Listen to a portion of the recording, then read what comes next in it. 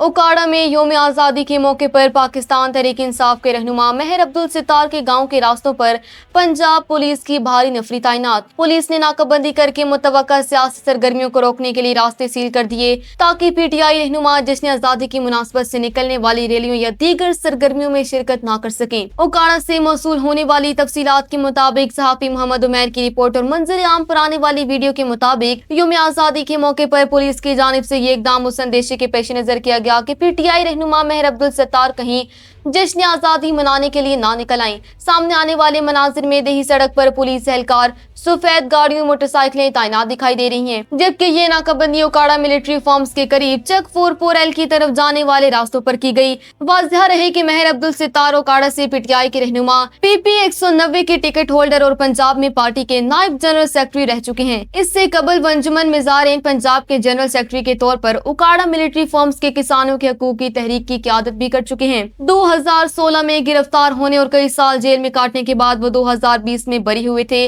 ताहम हालिया महीनों में भी उनके खिलाफ कार्रवाइयों, घर पर छापों और गिरफ्तारियों का सिलसिला जारी रहा। रवा माह 5 अगस्त को भी उनकी क़यादत में निकलने वाली रैली के बाद दर्जनों कारकुनों की गिरफ्तारी की इत्तला सामने आई थी। पीटीआई हामियों की जानिब से पुलिस के इस इक़दाम को आज़ादी की रूह के खिलाफ करार दिया जा रहा है, जबकि दूसरी जानिब पुलिस का बाज़ाब्ता मौक़िफ़ सामने नहीं आ सका।